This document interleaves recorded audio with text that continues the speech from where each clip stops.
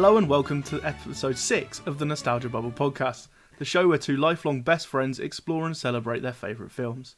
I'm one of your hosts, Shuggy, an amateur film reviewer and all-round nerd. I am Nye, now I guess amateur film reviewer in a way, and probably a nerd as well. And it's your pick today. Yes, it is, and today I chose Willy Wonka and the Chocolate Factory, so the original Willy Wonka film. I mean, this is just a film that I remember absolutely loving as a kid, filled with magic, songs, and just kind of all-round wonder, I guess. I have really fond memories of it. So yeah, I brought this one to the table. Yeah, I came to this sort of more from... I grew up with the book rather than the film, either version of the film. Yeah. I remember seeing this when I was young, on TV probably, and I saw the 2005 Tim Burton one, and we won't speak of that again. Please no. Abomination that it is. But yeah, I was never a huge fan of this. I probably saw it a couple of times, and then obviously Gene Wilder passed a few years ago now, and I revisited then, and he just blew me away. Yeah, I mean, rewatching this, watching it back, the phrase that came to mind was, he puts the gene in genius. Love it. Yeah, I mean, it's just, I'm sure we'll get onto it, but it is a spectacular performance. It's over the top, but nuanced. He's made it his own. I mean, there are a couple of times in there where he, as an actor, has made certain choices and put certain things in which just add a whole different layer of entertainment to the story, or just to the film, and just helps develop the character and build what that character is. So yeah, I'm sure we'll delve into it even deeper, but yeah, for me, one of the greatest performances in a kids film, I think. I'd probably go along with that. But before we delve into that, allow me to delve into the pre-production of the film a little bit. Yes, take it away. So, obviously, it is an adaptation of Roald Dahl's book, Charlie and the Chocolate Factory. How the film came about to be is quite interesting, because the director, Mel Stewart, their 10-year-old daughter was reading the book and asked their father to make a film of it.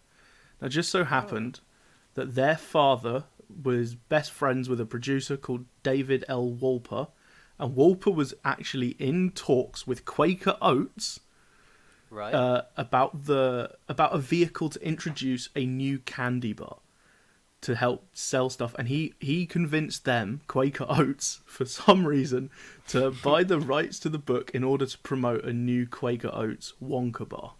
What are the chances? What are the chances? I'm glad they aligned, because this is just a brilliant film. Yeah. And that's probably where the name change comes from. So I mentioned that the book is called Charlie and the Chocolate Factory, as is the aforementioned and not to be mentioned again version.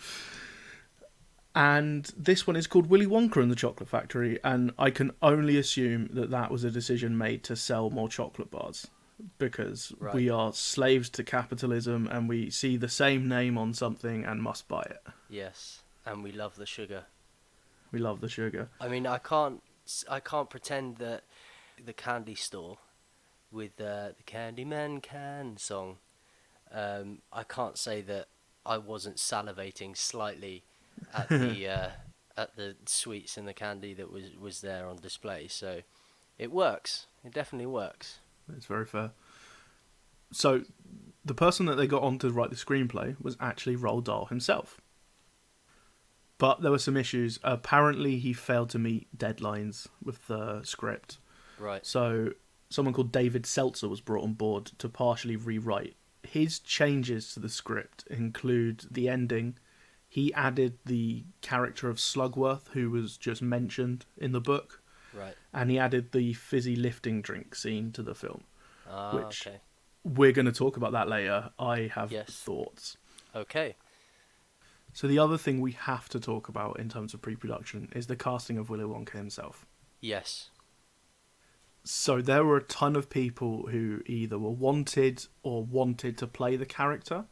Right. All 6 members of Monty Python wanted to play the role, and they were Okay. all deemed to not be big enough names for an international audience. So they were Right. only known in Britain.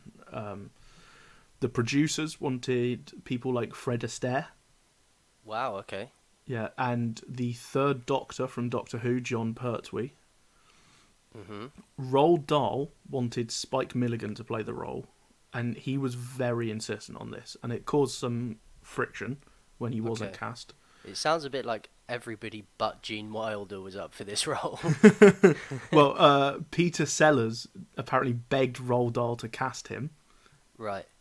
but eventually we ended up with Gene Wilder. I assume he came in and blew them away in an audition, Mhm. and he said he accepted the role on one condition, which is he gets to perform the entrance exactly as we see it in the film. Oh, and a beautiful moment it is too. Yeah, Yeah. That is. his how he said it was, from that time on, no one will know if I'm lying or telling the truth. Brilliant.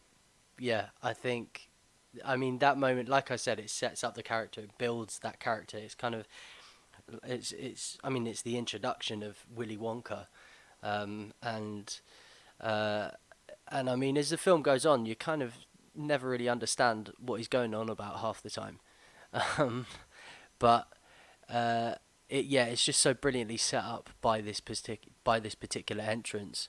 Um, and not only is it kind of a moment of comedy brilliance and sort of real strong characterization, but also just demonstrates the athleticism Hmm. that Gene Wilder possesses and that brings to the character of Willy Wonka, Yeah, which you see glimpses of throughout the film, but it does kind of just give it a real sort of kickstart. that's a really good point. Do you know what really, really took me by surprise watching the film this time? Yeah. That moment where he comes in, that is 45 minutes into the film. Really?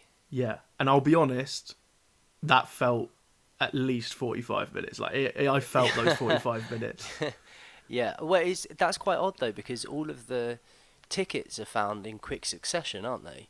I Yeah, mean, all the tickets are found within about what, 15, 20 minutes? I'm not entirely sure, but there is a lot of time spent with Charlie being miserable with his family, Yeah. and they do a fake out of him going to find a ticket 2 or 3 times. Yeah, so there's a lot of faking and kind of tempting you with the will he get it, won't he? But yeah, there's the build up is, I mean, it's well done though. Like, and I think it really sort of sows Charlie's poverty into the kind of fabric of the story. Yeah, I mean, you look at the other 4 children. They are children that are given everything they want, and they're kind of born into that sort of privileged position, and Charlie, and it's just kind of a real sort of emphasis on Charlie's lack of opportunity for the yeah, whole first half hour, 45 minutes. 100%. They go away, the 4 grandparents all sharing a bed, stuff like this. Yeah, I mean, we'll get His on to mother having Grandpa to work Joe at hugely. some Oh, point. the worst human being, possibly worse than all of the rich entitled people. Like, I kind of, when I watched it, I was just, as a kid, I kind of thought, oh, all right, it's a miracle. And now I watch it back and I was like, Charlie was slaving away, Yeah, trying to make money and sharing his earnings with you. Like his last few pence after he'd bought a loaf of bread for the family, and you could walk the whole time, hashtag Grandpa Joe's the worst. right? But but having said that, though, his the I've got a golden ticket number is just a bundle of joy, Hmm. and possibly the best vocal performance in the show, actually, in the film. Too much of a performer. You're too much of a theatre man. um, You're definitely the expert on the vocal performances. yeah, well, I mean, just kind of listening to them back, I think it was, in terms of quality, the best vocal performance in the film. I mean, the Oompa Loompas give him a run for his money, but yeah. So, and it was kind of just a very feel good number. So you kind of forgive him for the fact that he's been faking this. I don't know whether it's a And we'll disability. get or back just... onto where that forgiveness disapparates later. Yeah. I do want to talk about my favourite thing in this whole opening 45 minutes, which are just the like two or three like cutaway, non-connected gags about people Yes. desperate to find the golden ticket. Yes. There's the wife whose husband is kept hostage. So before we get into what they are, these were actually written by an uncredited screenwriter called Robert Kaufman. He wrote several of them, and as you say, there's one about the woman whose husband's been kidnapped. You just give them anything. Yeah. They want your last case of Wonka bars. No, I need time to think How about long it. will they give me? Yeah. And there's the auction where in Britain, and the Queen turns up. Yeah. And then there's the guy who's using a computer to predict their location, Yeah. and then it becomes sentient, and it's like, Yeah, I know. I think they just. It's a brilliant little addition, and just kind of takes you away from the narrative ever so slightly, and then kind of throws you back in. Yeah. And it's. I think it's great, kind of, because obviously the majority of the film revolves around the children's experience. But it's great to see the kind of mania that this stuff causes. I mean, watching the film back now, one of the first things that went through my head was this whole thing is a capitalist ploy. It's all I about have marketing. that in my notes. This is pay to win capitalist right? nonsense. Like that's all this is, and it's just it's completely demonstrative of how this stuff works. Like, Yeah. This idea that like he kind of withdraws from the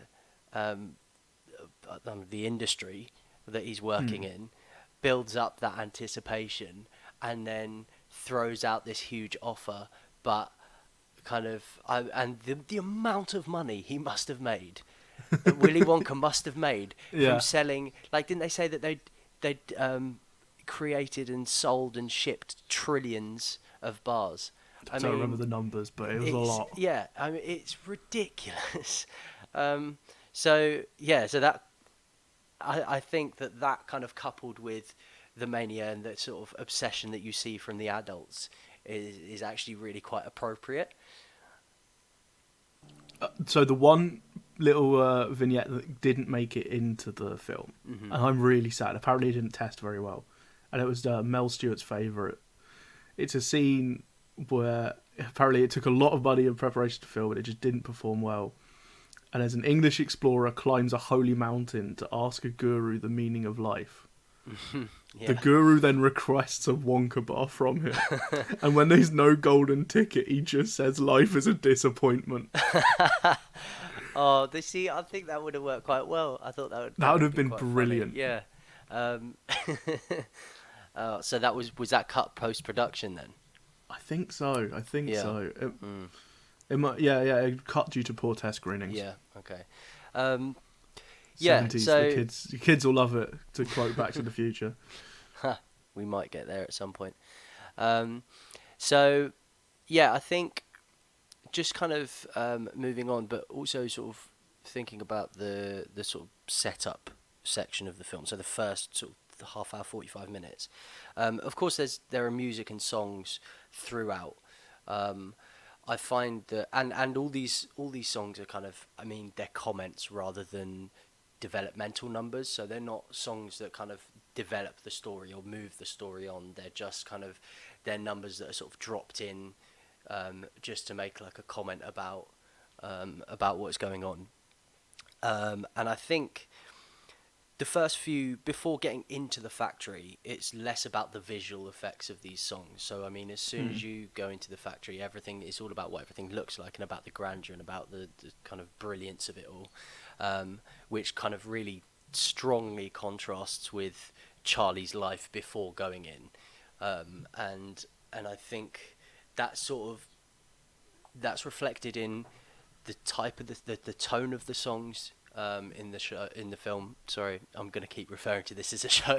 The type of songs in the film, and like how they change as soon as you get into the factory, and also things like color palette and all of those, which are sort of fairly basic techniques. But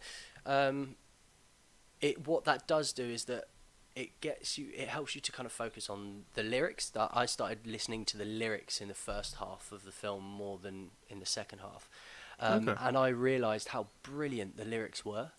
I mean, as a kid, I didn't really listen to them or pay as much attention to them, or the same sort of attention to them that I did this time round, and maybe that's now because I have more experience in that, in kind of musical theatre. But I just thought the lyrics were absolutely fantastic. It's kind of, I mean, you've got some cliched metaphors, but they don't feel overused.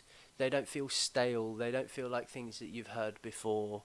They're sensitive to the story and what they're trying to convey. I mean, Charlie's mum's song, Cheer Up Charlie, which I'd actually completely forgotten was in the film. That's what I was going to say. I had completely forgotten that existed.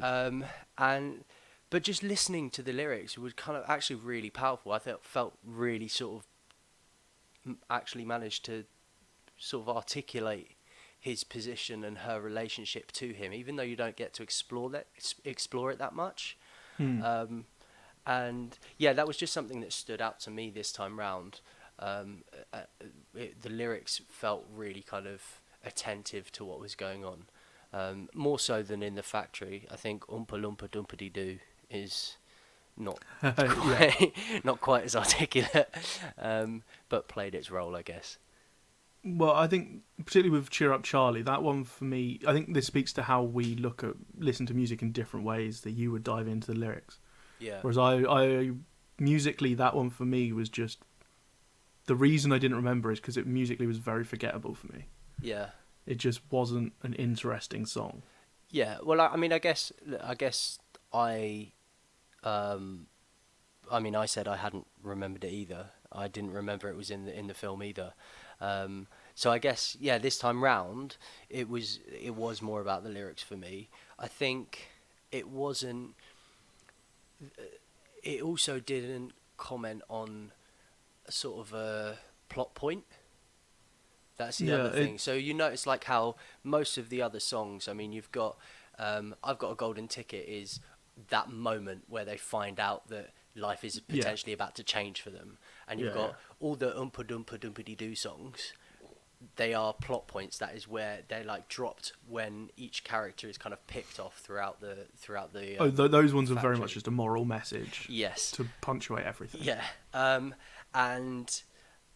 So there's not much that this song actually does to comment on a story, on part of the story, other than the general feel of the film, or that part of the film on Charlie's life. So exactly what you're saying about it punctuating, it doesn't have that same impact.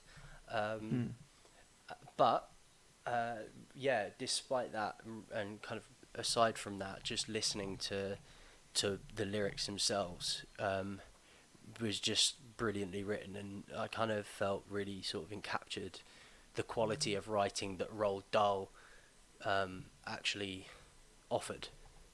That's good. I'm glad you read more into that than I did, because for me that one, it captured the kind of mood of Charlie and his family. It's it's a lower key, it's more downbeat, but it's got a positive message, which I think it's trying to be positive in a difficult situation, which is I think the whole point of kind of Charlie's story in the first 40 minutes or so, until they find that golden ticket.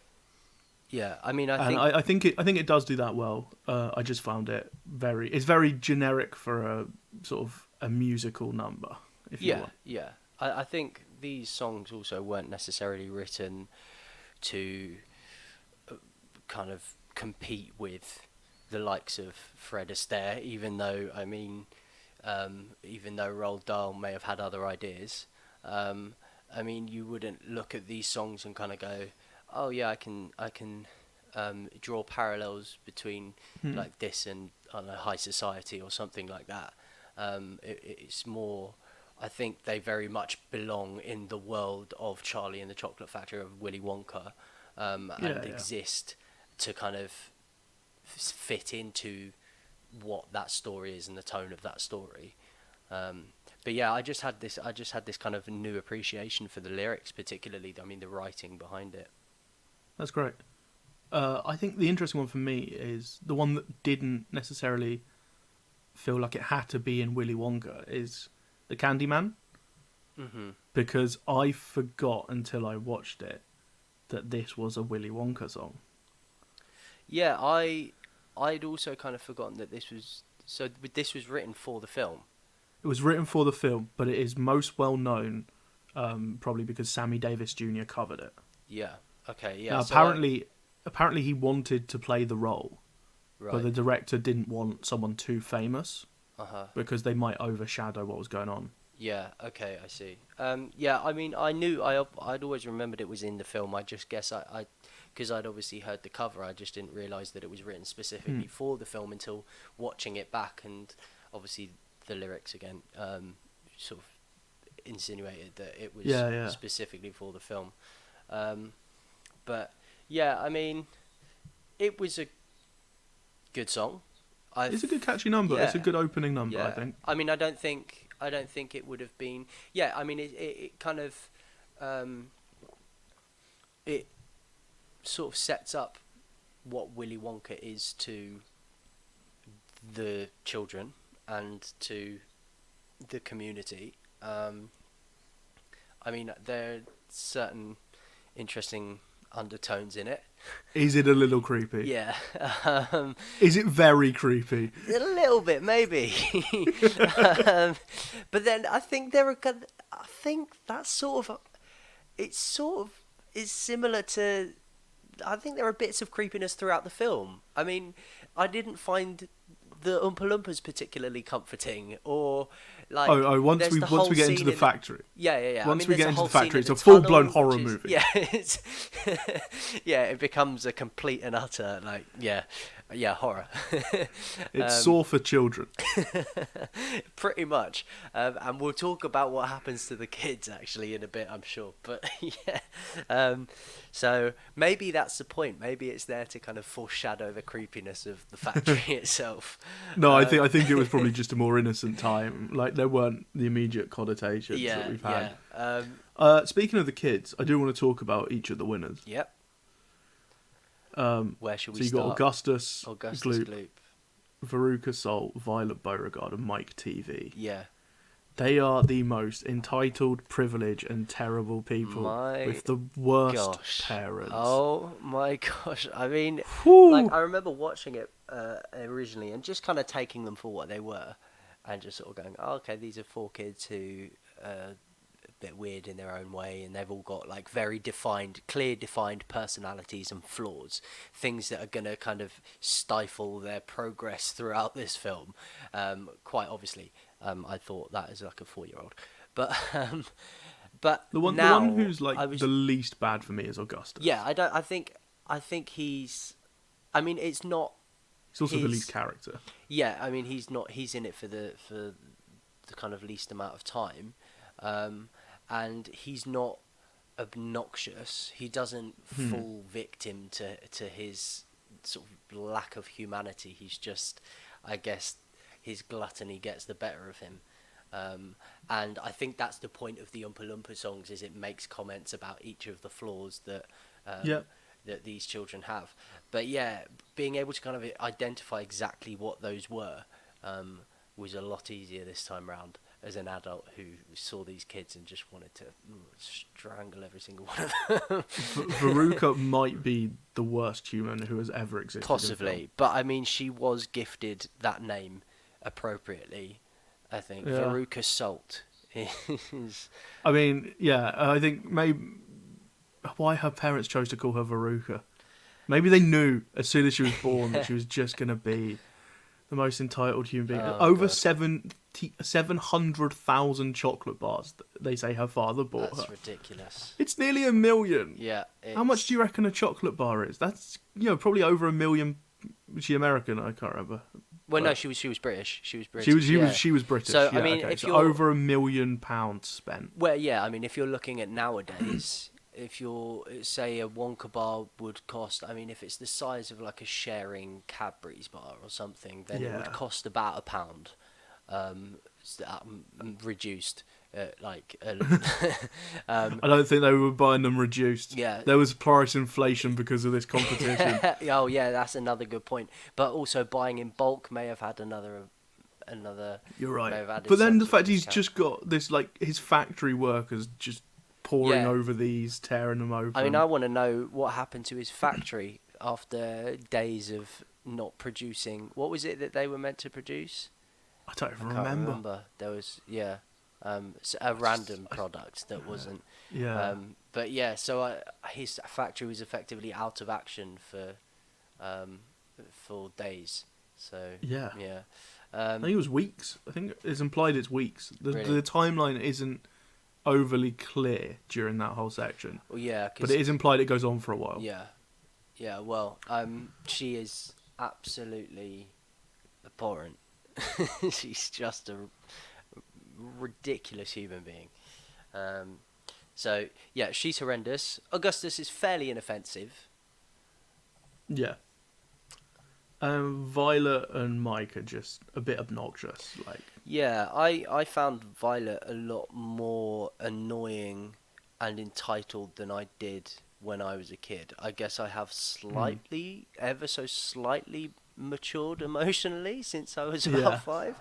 a little bit. You've probably got the emotional maturity of maybe a 7 or 8 year old Yeah, now. so my take on Violet is probably just ever so slightly adjusted and grown, but yeah, I think she just like I mean, her dad is really annoying as well, trying to sell and promote his business every chance he gets, Constantly. just relentlessly, which I find actually is really a kind of a really interesting. There's that moment where he obviously entering the factory where he tries to offer a card to Willy Wonka, and you've just got that huge juxtaposition between types of business owners. I mean, Willy Wonka, who's just made millions and millions and is standing there completely apparently unaffected or unfazed by it all, and is very kind of calm, sort of quite straight. Like, I mean, obviously has underlying giddiness there because that's the character, but isn't pushy at all in any sort of way, and then Violet's dad comes in and is just the complete opposite, the kind of other end of the spectrum. Hustler, wheeler and dealer type. Yeah, which I thought was kind of a really interesting little dynamic to throw in there. But yeah, so and Violet just sort of brushes him to one side, which you kind of go, good for you, and then she turns around and she's really annoying. Yeah. Mike TV, I think, is I think there's one point where Mike TV's dad says he's not allowed a real gun until he's 12, which I think is America. Yeah, still appropriate today somehow. Oh, still relevant. But a joke, obviously a complete joke, but is very, I guess relevant, still quite poignant. He's completely obsessed with watching television, gets meals delivered to him by his mum in front of the TV. Specifically Western movies. Yes, specifically Western movies. Probably my least favourite genre is the Western. Okay, I'll bear that in mind when I choose. Well, to be fair, I know neither of us watch particularly many Westerns, but I know both our parents, our dads do. It seems like a very dad genre. Yeah. I think the closest to Western I got was Indiana Jones.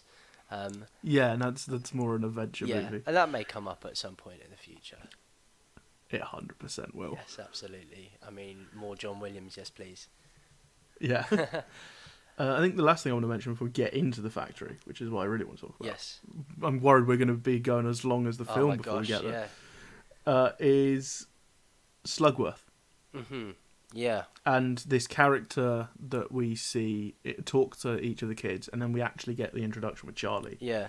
Where he says that he is the president of Slugworth, and he wants him to steal an everlasting gobstopper. Mm-hmm. And that's kind of meant to be an antagonist that has been added. Yeah, I mean, I think that was a really good element because I think it works great. Yeah, I think it starts to pull the story in two different directions, but not to the point where the tangent is overriding the sort of the main plot. The one thing that initially struck me was Slugworth is absolutely amazing at anticipating where those tickets are coming up because he was in Germany right at the right time. Yeah. He was in Britain. He was all over America. Yeah. So didn't make it to Paraguay, which is how we all should have known it was fake. So that was impressive, and Yeah. he's got quite a repertoire of travelling Given- stamps in his passport. I'm sure. Given that we later learn this is an employee of Willy Wonka's, Yeah. is there a suggestion of like corporate fixing of this event that he is able to be in these places? Am I definitely reading far too much into this? Well, I'm not sure if that's necessarily the case, but I don't think it would be completely stupid to infer that. And I don't think that it's completely unimportant, because if you actually look at how much this whole story is based on capitalism in its most basic form, I think that to add that element to it kind of makes sense. And when you find out as well that what Willy Wonka is trying to do is find somebody to take over the factory, it actually makes sense that he would try and leave it as little to chance as possible. Yeah, very, very so true. it wouldn't surprise me. The only thing I would say was that if it was, if it had been fixed to some extent, then Charlie was always going to be the clear favourite. And even though we knew that, did Willy Wonka know that? Was it always meant to be Charlie? And I mean, there seems to be this thing before getting to the factory and before getting the ticket, where, which is repeated about Charlie deserves it more because he wants it more. Which I have a bit of an issue with. I have a big issue Yeah. with. Every time that was repeated, I was like, "Ooh, conservatism." So, yeah, that kind of idea of entitlement, just because you want something more, you believe something more, and God knows we've heard a lot of "we just need to believe" recently, but. Yeah, so that kind of brings up into the question whether Charlie was, from the onset, always going to get this, and how that was always determined, or whether actually the story that kind of takes place is kind of left to chance and actually left to like free will or whatever, and. Because that then would beg the question, if the whole getting the tickets and receiving the tickets is fixed, is the rest of the film fixed? I love how you've read so much into my dumb joke. I love it. Well, I mean, I've got to sound smart next to you when it comes to Well, let's analysing get films. into the factory. Okay, let's get into the this factory after about 40 the minutes. The bit of the film I like. Yes, okay, let's go. Willy Wonka, the appearance, we mentioned it earlier, this first appearance where he comes out limping with the cane. A flimsy cane. It's so flimsy. And the hushed silences, and then suddenly the drop into the front row, and it's like such a showman entrance, and the fact that it's just this lie that leaves you constantly wondering Yeah. what he's doing. Yeah. It's perfect setup. I mean, I'm just going to repeat my own phrase. He puts the gene in genius. That's like, it's just a brilliant moment of not just of, like I said, character in cinema, but of acting. And there's just that slight second before he falls where he goes to grab his stick and it's not there. Yeah, because he's just left it stuck in the ground. Yeah, so that entrance is brilliant. The way he deals with the parents as they come in, brilliant. Yeah. I think there's... Then they sign the waivers, Yeah. but the first thing that really struck me was when they go to hang their coats up. Yes. And it's all just hands in the wall. Yeah. And that like really just sets up perfectly how strange it's going to be in the factory. Yeah. And he does even say, like, there will be some jumps, but nothing will harm you. We'll see. I'd argue 4 of them have been murdered. Yes, I mean, I never picked up on, as a kid, actually how much danger they were in. And Oh, then so watching much. it back, it's like one of them's going to get incinerated, one of them is going to explode, the other one might drown. Charlie should have died. Charlie should have been, like, decapitated by a fan. Yeah. So, yeah, it's it's a hazardous factory, to be blunt.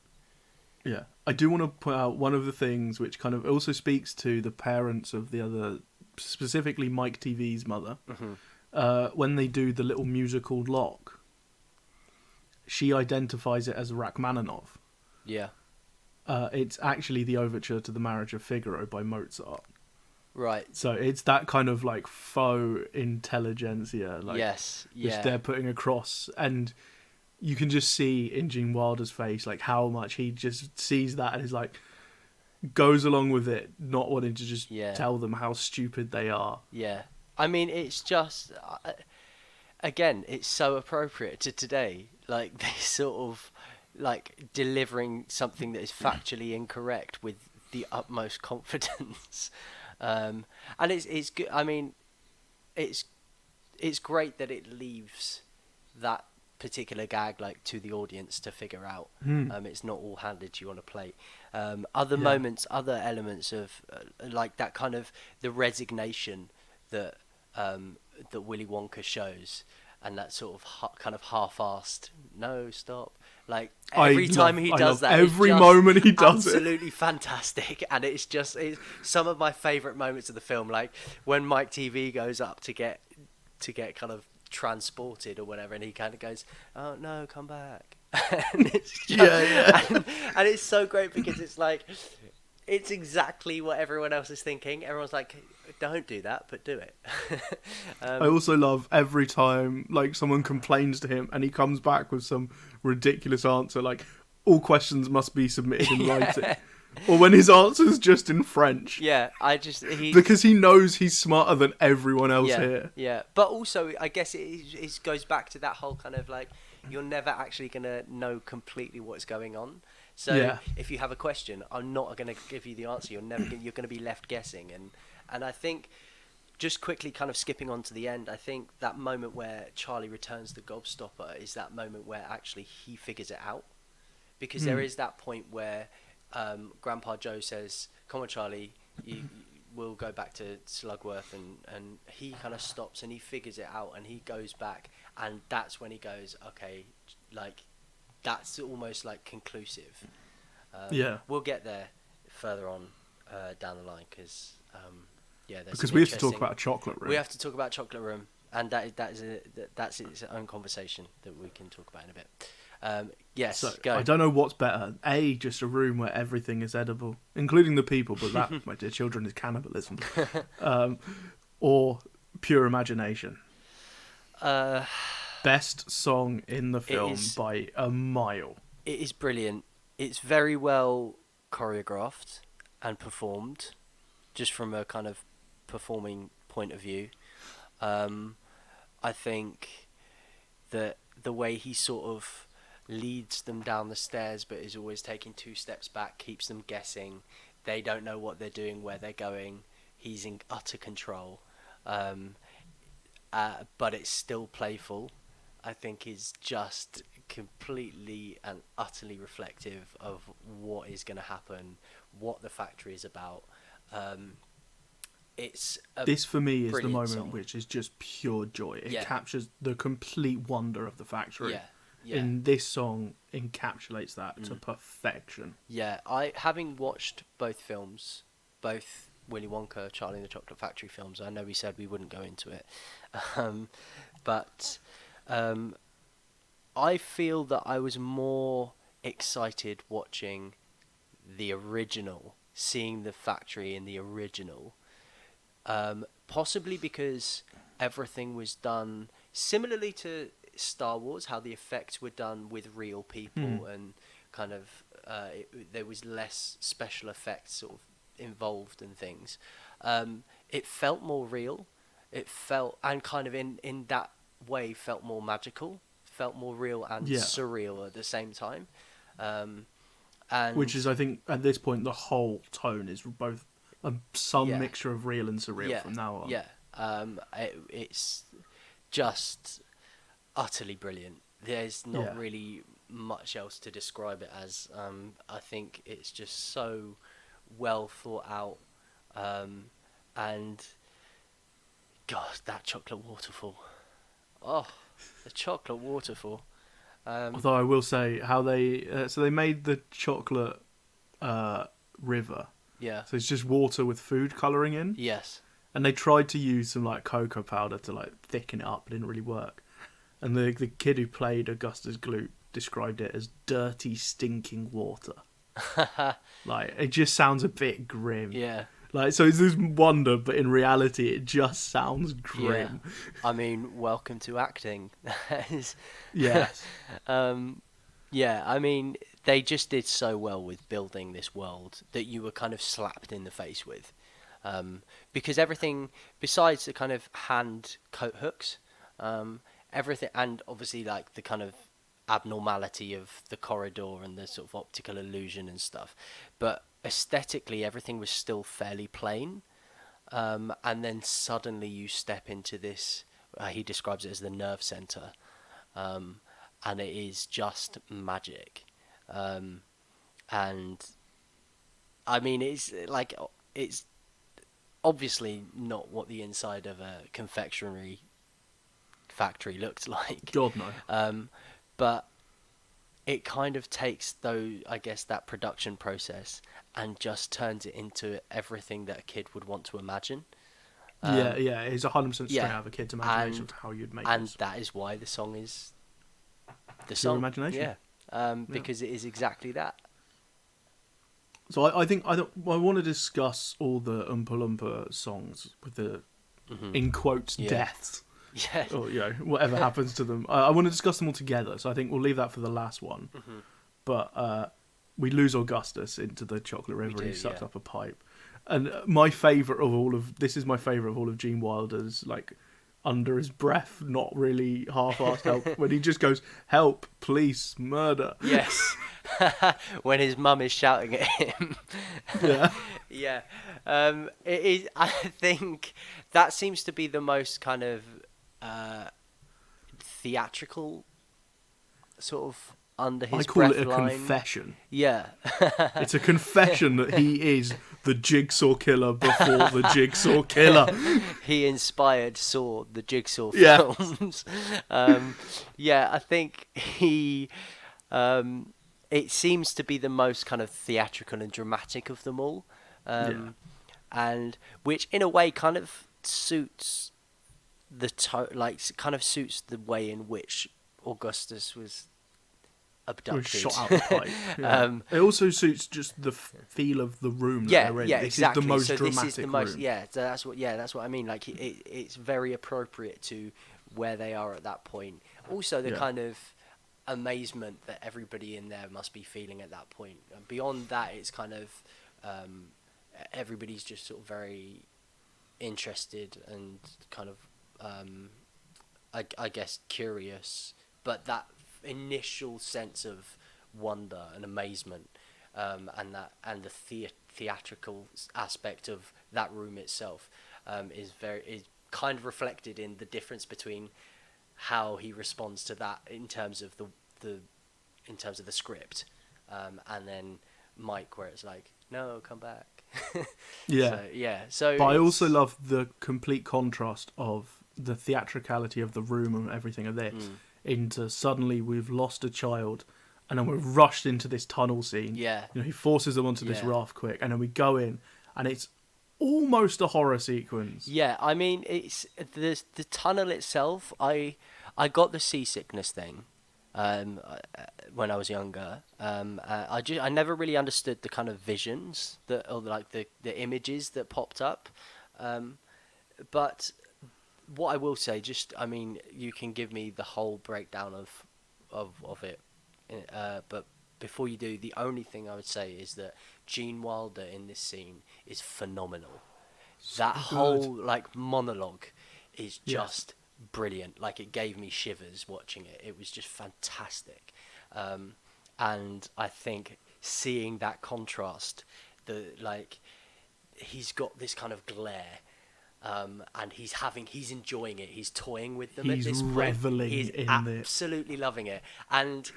And he's in complete control. He knows exactly what he's doing. And I think that's in complete control, but also getting more and more unhinged. Yes, yeah. And then suddenly he's back to normal. And it's kind of like... And I think that sort of like gives you a glimmer into... Like a glimpse, of what he's actually like. And how he operates. And the kind of madness behind the eyes. And which I guess is what it takes to do what he does. But yeah, I just thought that monologue was just absolutely brilliant. But yeah, in terms of imagery, I still don't understand what's going on. Maybe that's the point. Honestly, I think that is the point. It feels like something out of like an experimental art house horror movie. Yeah. And it's just this weird psychological barrage of just bizarre images. It's like Clockwork Orange-esque. Rapid flashing lights. Yeah. It's meant to be almost panic-inducing, not just for the people in the film, but for us watching it. Yeah, I mean, I was sat there completely confused. This is hands down my favourite scene in the film. Really? I love it so much. It's just so weird. Yeah, it is. And as you say, Gene Wilder, this is my favourite moment of his entire performance. It just... Yeah. I love... We talk about the lyrics of the song. This is almost a song. Oh, and yeah, this it feels is where like the a lyrics, song. This is where, for me, the lyrics do hit me, because I love the whole monologue. Yeah. And obviously he delivers it to perfection. Oh, it's brilliant. It's a moment of genius on his part. And then suddenly they snap out of it and they're at the invention room. Yeah. And it's quite interesting, I think, to see how you have the chaos. You have Willy Wonka's chaos demonstrated in the tunnel, and it's coming from him, and that's how you see it, and you see it in everything that is kind of like coming out of his mouth. And then you go into the invention room, and it's manifested in the inventions themselves. Oh yeah, this is pure chaos. How that chaos is like placed into his work.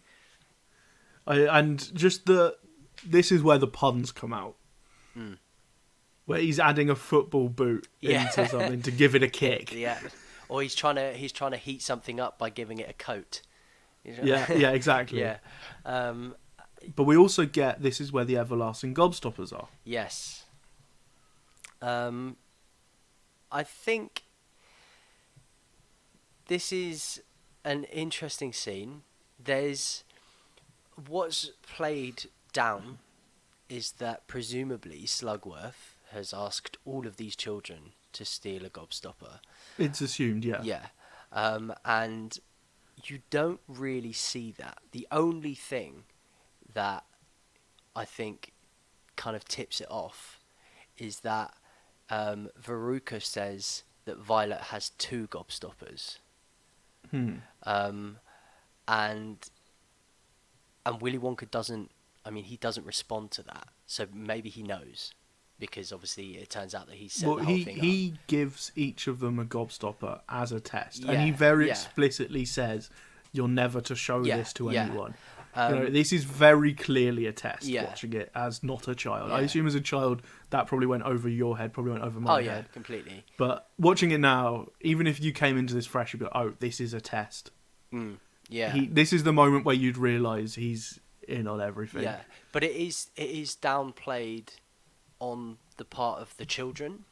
You don't see them, which I think is a really interesting choice.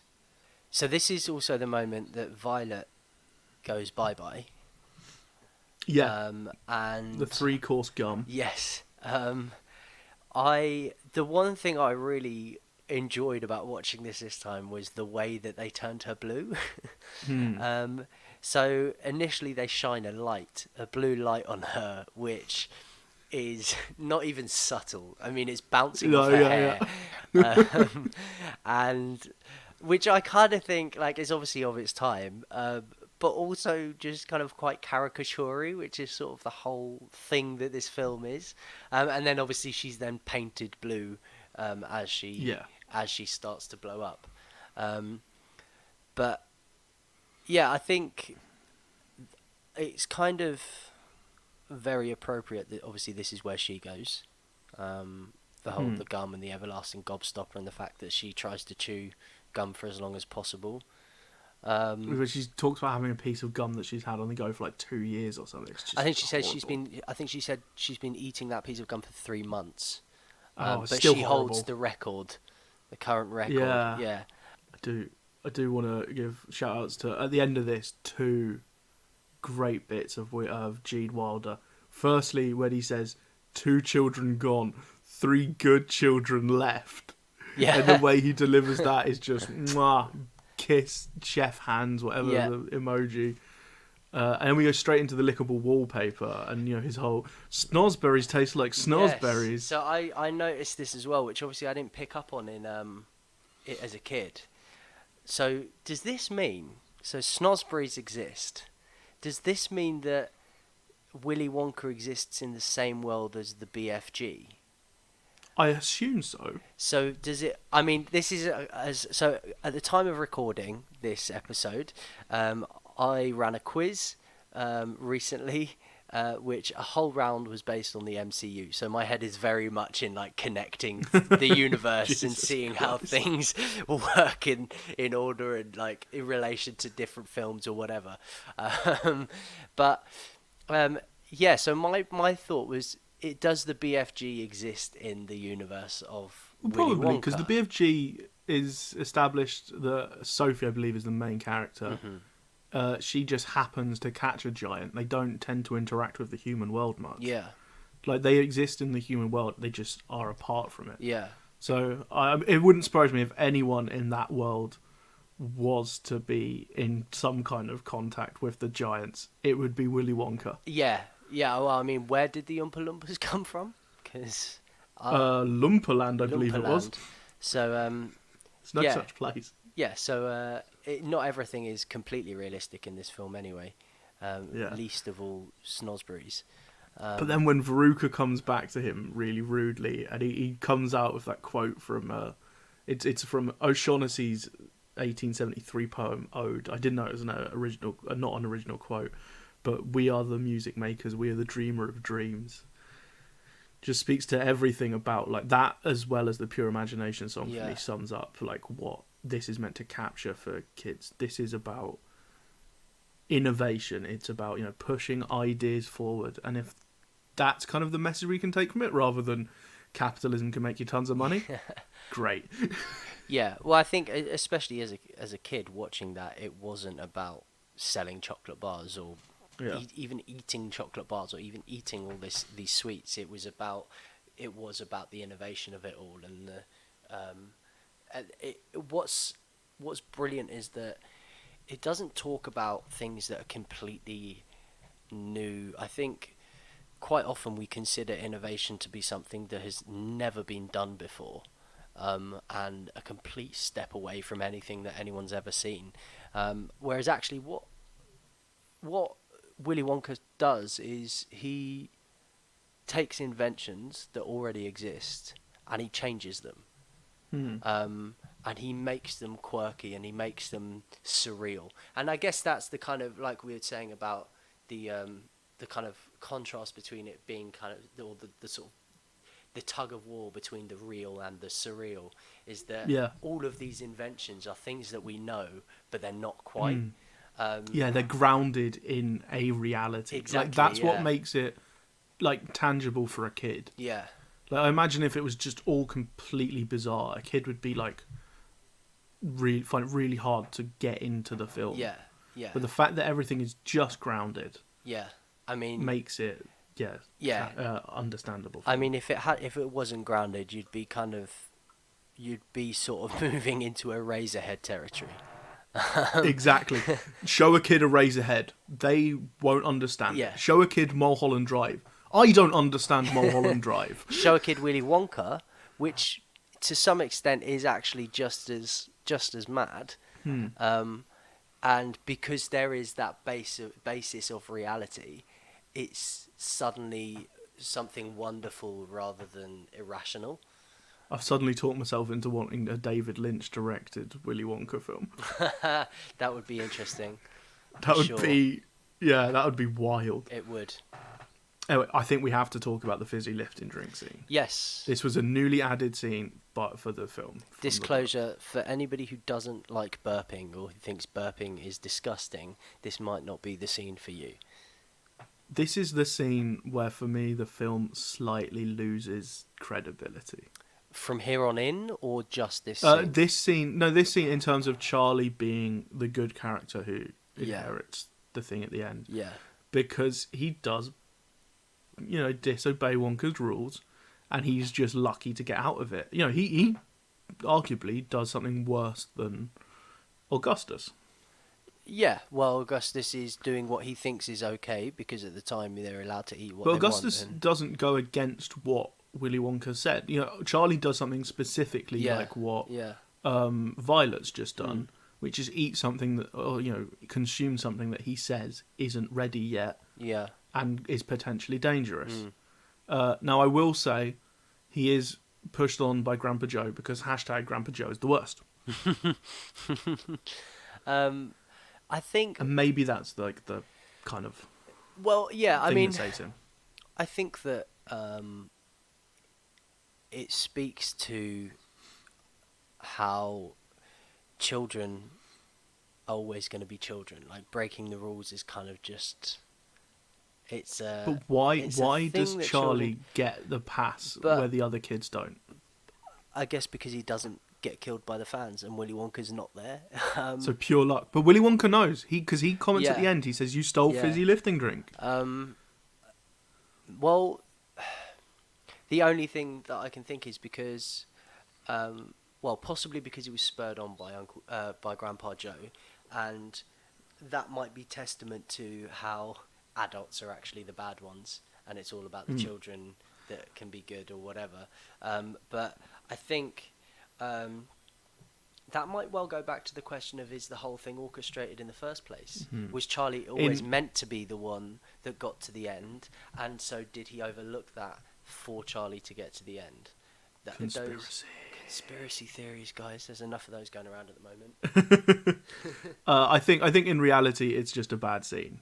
It's a bad scene in a very good movie. It does feel slightly out of place, doesn't it? Yeah, that's what comes when it's been added to the film by someone else. It isn't Roald Dahl's vision. Yeah. I think they added it because they wanted this like wondrous scene. They use some CGI. It looks terrible.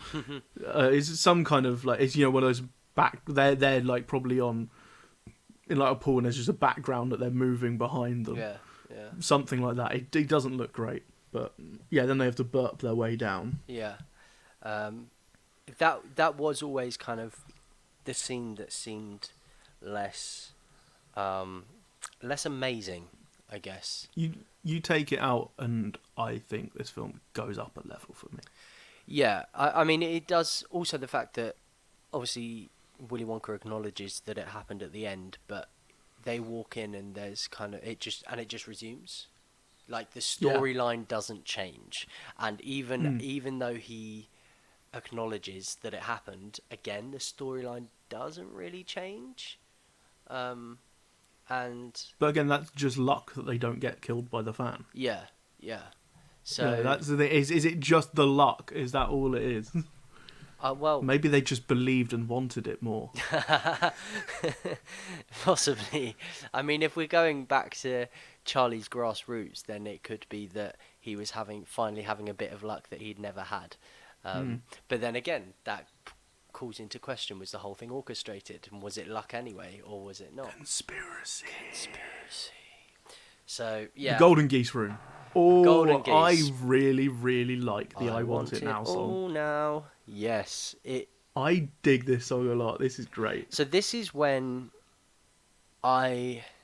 because you see Veruca being an absolute a-hole to her parents. Her mum is completely obsolete even when she's there.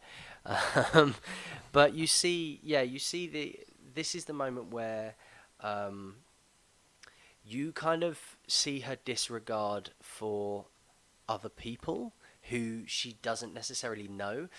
For me, it was the moment where she chucked the cling film or the kind of wrapping over Willy Wonka, and he's just standing there with, like.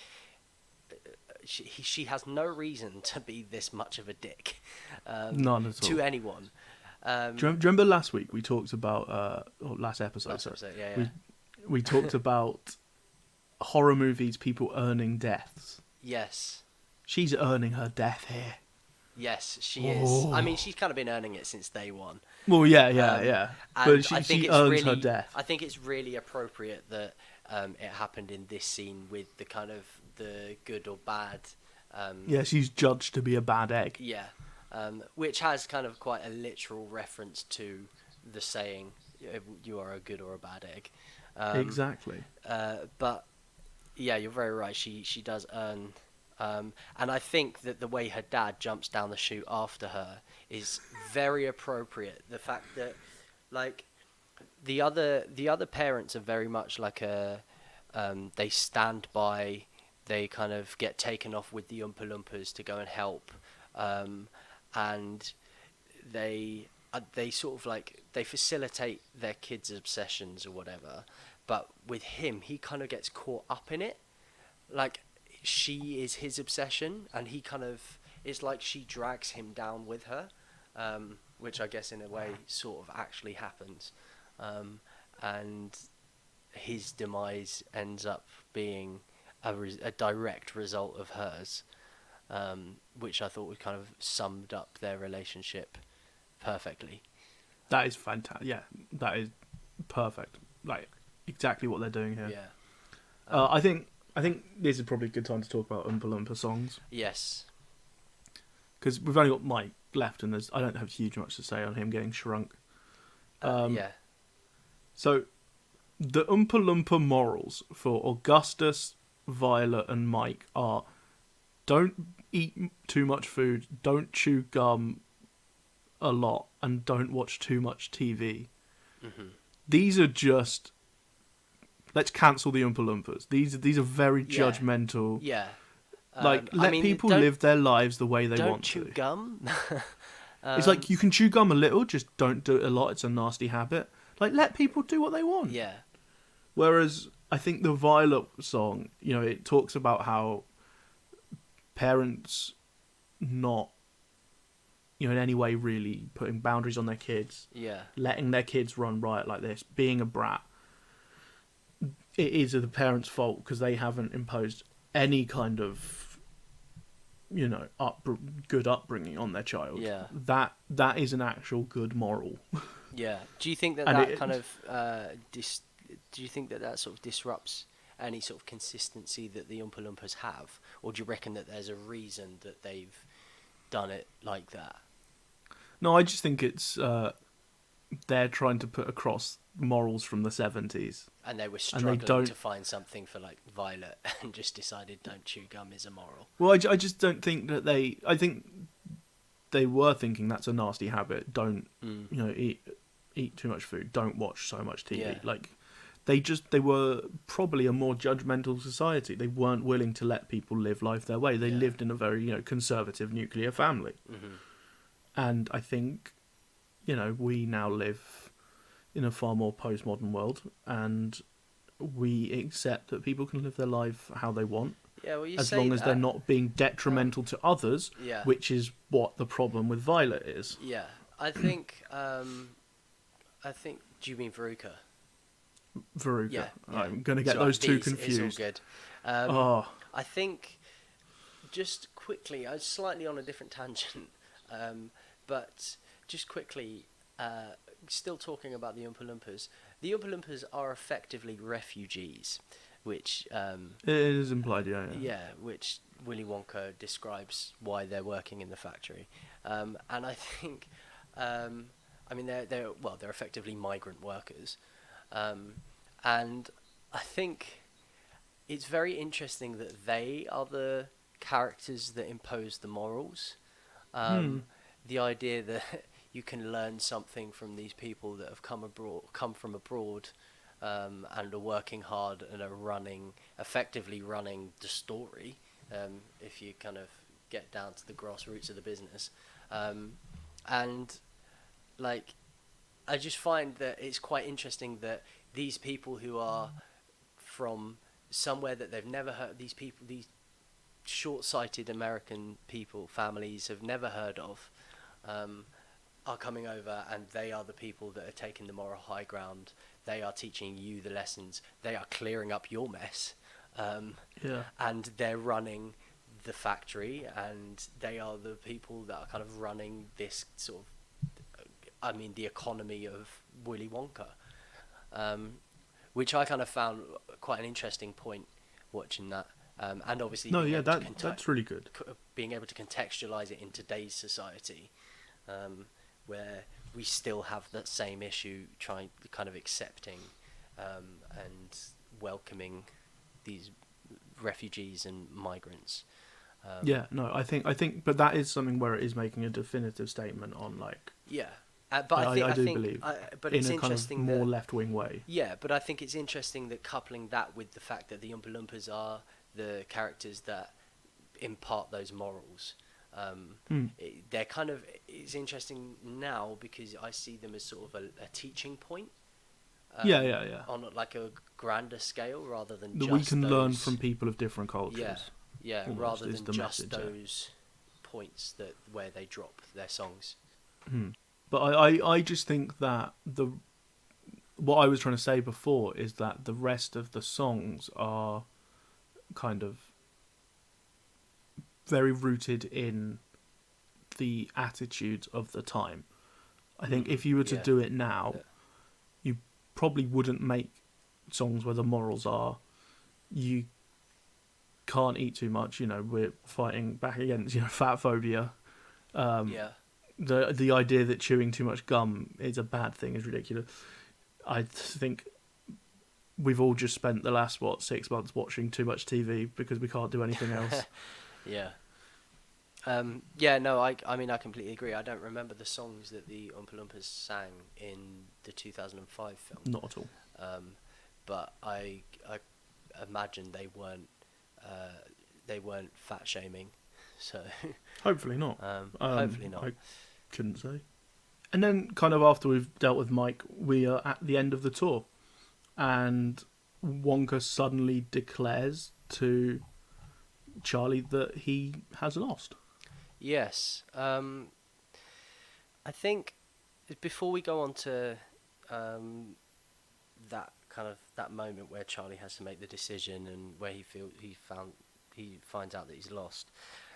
One thing I find really interesting is that everything in Willy Wonka's office is cut in half. Yeah.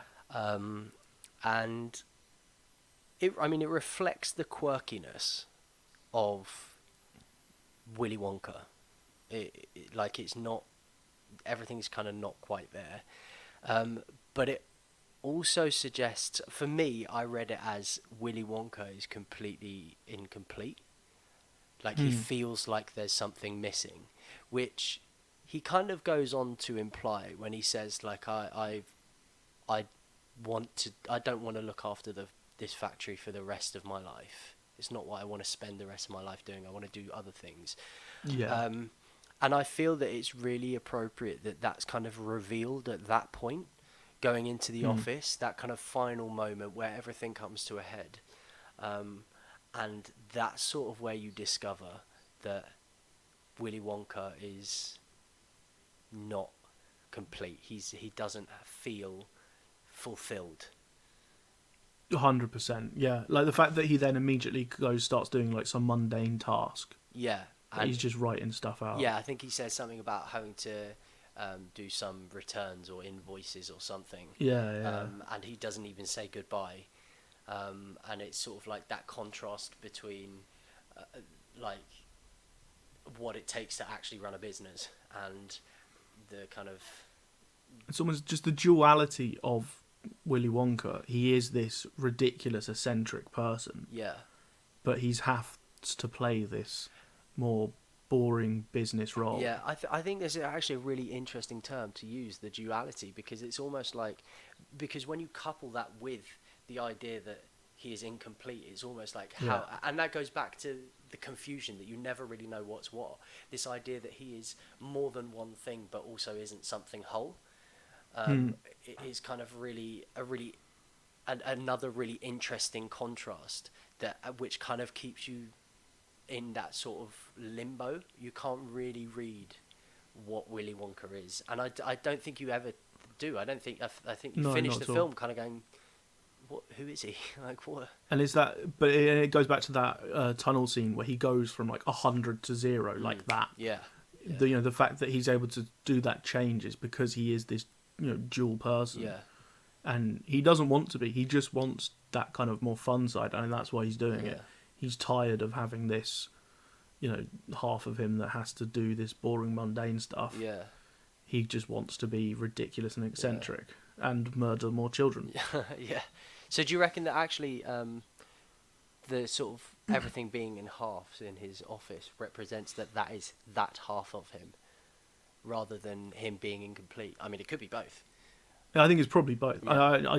I don't know if they had a complete read on it. They might have, had one of these ideas, and we can read further into it and find these cool things. That's good art. That's what good That's art good does. art, exactly. And then we get to the elevator scene. Well, before that, I love his "you lose." Oh yeah, rant. I mean, that's again like Just you couldn't not see that mention it. switch. You see that switch in Willy Wonka again. You see him go from 0 to 100 real quick. And I think it's kind of that one last time. It feels very conclusive. But I mean, just great acting again. Oh, he's sublime. I mean, he's just fantastic throughout this film. Like I said before, it's caricature, but it's nuanced. Like, it's so brilliantly done. I could watch this film over and over again. Having seen it back, having watched it back, I just realised how brilliant a film it is. And he really makes it.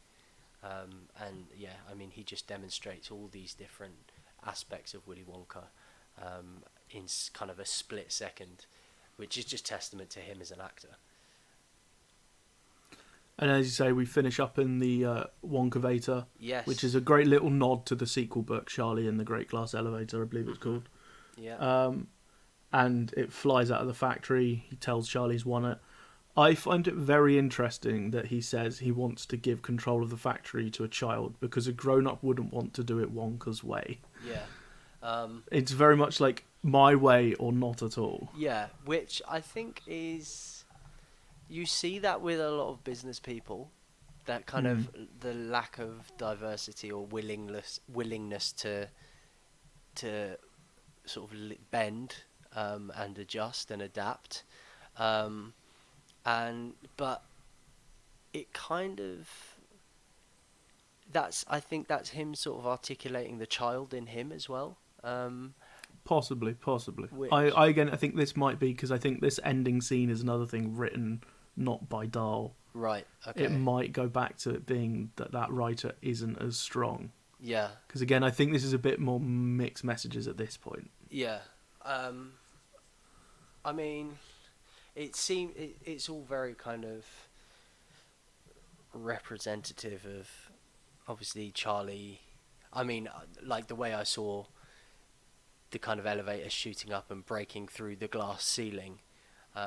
Although that is a term that's kind of attributed to sort of misogyny, and Yeah. kind of institutionalized misogyny. Um, it seemed it seemed appropriate that somebody who was kind of held down by his sort of socioeconomic status from the very beginning managed to break through this Mm. barrier, and ended up kind of being elevated to this higher position. Um, Yeah. I mean, that's kind of a very sort of literal translation, of I it, think but it's meant to be. yeah. Again, not necessarily the strongest writing. Um, No, I love that bit. I think it's the dialogue in the elevator yeah, that doesn't necessarily land for me. yeah, yeah. I see. Do you I think don't that think it's there's anywhere near as egregious as the fizzy lifting drink room. But It's interesting that those two were written in separately. Those two scenes where it's Charlie. This might just be completely wrong, but Charlie's kind of rising. I know it's very, again, a very literal Ah, translation, but this idea that he's kind of he's rising up and there's this threat, and then he's coming back down, and uh, and it's kind of this idea that he's not going to make it, and then the second time round he's up and he smashes through the ceiling. very good. I like that. It, That's an awesome I point. mean, it's Uh, it might I just like that a it lot. might just be that if that was written in, if those two scenes were written in separately by a different writer, then there may be some sort of kind of literal connection between the two, Yeah, where they actually play a role in the film together rather than as individual scenes. that's a really cool idea. I like that. So I like that. yeah, maybe just gives it a bit Yeah, more context or a different very cool. context. Um, So the film then comes out in June 30th, 1971, mhm. and is not a big success. Why? It's so good. It earned just over 2.1 million in its opening weekend, Yeah. and it just didn't have big success in its entire run. But it was in the mid 80s that it found a lot of love on TV broadcasts and home video sales. Right. It did mostly receive positive reviews, except from Dahl. Really? He disowned the film because of the rewrites. Oh, He didn't like that it put emphasis on Wonka instead of Charlie. I think that's something that was nailed by the writer because Wonka is the best thing in the film. yeah, but also reflected by the change in the title, Yeah. so appropriate Uh, anyway. As I mentioned at the start, he wanted Spike Milligan, not Gene Wilder. Hmm. Again, Gene Wilder is... So you're telling me he was still disappointed with Gene Wilder after watching I it? think he just really wanted Spike Milligan. Probably his friend. That is a real shame. He's missing He out. Yeah, he didn't like the inclusion of Slugworth as a, in quotes, villain. I think that's a good change that adds a bit of focus to the film. Hmm. And the two things I do agree with is he didn't like the fizzy lifting drink scene and he didn't like the ending dialogue. Okay, so very confident in his own writing. Hmm. That's fair enough. I guess. And then, so the film went on to receive Oscar nominations for score, and I think it got some... in other awards, it was nominated for songs, maybe, but none of the songs were nominated for the Oscars, which is a shock. Yeah. But it ended up lost to Fiddler on the Roof for Best Original Score. Right. Well, I mean, these nominated for Oscars or not, these songs are songs that have a life of their own. I mean, Pure Imagination. Pure Imagination is has been robbed. timeless. Candyman has been picked up, and even though I say Sammy Davis Jr. yeah, went on to make that as a yeah, massive hit. yeah, so I mean, regardless of what awards they did or didn't win, Yeah. they've been pretty successful in terms of music, anyways. So have you got any kind of final thoughts on the film? I mean, it was just great to watch it again. I just really loved it. I think it's please, please, please, if you are torn between watching either Willy Wonka or Charlie and the Chocolate Factory, I implore you to watch the 1971 Willy Wonka and the Chocolate Factory because it is just brilliant. The humour is fantastic. It caters to any age. The humour, I think. Gene Wilder is just a joy to watch, and there is no. I honestly don't think there is a Charlie and the Chocolate Factory or a Willy Wonka and the Chocolate Factory without a Gene Wilder. Having watched that film again, he has created, he's recreated and redefined that character. Completely agree. Yeah. For me, he is the film. Yeah. Like I like a lot of the humor around it, the wonder. I like most of the songs, but Gene Wilder for me makes every moment of that film. Yeah. That Absolutely. he is in. And for me, like, I love the little vignettes and I do enjoy some of the songs before, but until we get in the factory, he is missing. Yeah. Once you've seen the film, there's a different element to the film once he's in there. once you've seen the film, his presence is missing in those opening 45 minutes. And I think that's once intentional. we get into the factory, it's intentional for sure. And it means that when Willy Wonka is part of the story, he owns it. Like, it is about Willy Wonka. And I think it's meant to draw the contrast between Charlie's life before and after. But yeah, to a degree, but I also just think, like, in terms of as a viewer, yeah. I'm just there waiting to get in, and I'm enjoying it less because I know I'm waiting for Gene Wilder. Yeah, the overall quality because he's of the so film, good. Yeah, the overall quality of the film he's is so good improved it by Gene hurts the Wilder. first 45 minutes. Yeah, I would. And you can't agree say that with for many performances. Yeah. So Gene Wilder, just watch Gene Wilder. That's what I'm Oh, going to say. I could all day. Yeah. I'm sure I'll make us do Young Frankenstein at some point. But And he's a genius. if you can make it to GIF standard and meme standard in 1971, then you know you're doing something right. He's still doing relevant as Yeah. Willy Wonka. Cool. All right. I haven't got much more to say. Have we got some post-production, or We've been through it. that's all good? Okay, so I think I'm passing the baton on to you, and it is your turn. So at the time of release, we're coming into October, and I think we've agreed we're going to go for a bit of a Halloween vibe through October. So we've each got to pick in October. So we're each going to pick a Halloween film, and I very consciously wanted to pick a horror film. Mm-hmm. And I was looking through my big list of films I've written for this, and most of the horror films I've got down are horror mixed with some other genre. Yeah. So I wanted to pick a pure horror film, and I'm kind of between two. Okay. And you know what? I'm going to go for the one that has really made me interested in horror films. Right. So for me, this is a kind of nostalgic film that has influenced my love of film, despite the fact it was only released 2 years ago. Okay, so it's inspired your love of horror. It has inspired me to actually get into horror, because I never used to watch horror films growing up, and I've Okay. visited some classics, but yeah. Okay, so we're it's going to be inspired your doing love of film in a different way. Yeah. Got it. And I know we've had some disagreements on this film before, but we're Right. going to be doing Hereditary. Okay, no, I have said to you that I need to rewatch it anyway and give it a second chance. So You have. brilliant. Okay, great. I'm looking forward to it. Yeah, I can't wait to revisit the film. I've only seen it twice, and it hasn't been for 2 years, Okay. and I think it is a work of genius. So I Great. am excited to hear what we have to say about this. Yes, it's on my DVD shelf ready to go. So I'm looking Great, forward to same. it. Cool. All right. And you can brilliant. find the podcast on iTunes, Google Podcasts, Stitcher, Podbean, YouTube. You can follow us on Twitter at Nostalgia Bubble, or on Facebook and Instagram at Nostalgia Bubble Podcast. If you want to follow me, I'm on all social medias at Shuggy Says. That's SHUGGIE Says. And you can find me on Twitter at Nyrees, so NYEREES, and on Instagram as ReesNye, REESNYE. And we'll see you next time. See you next time. Bye.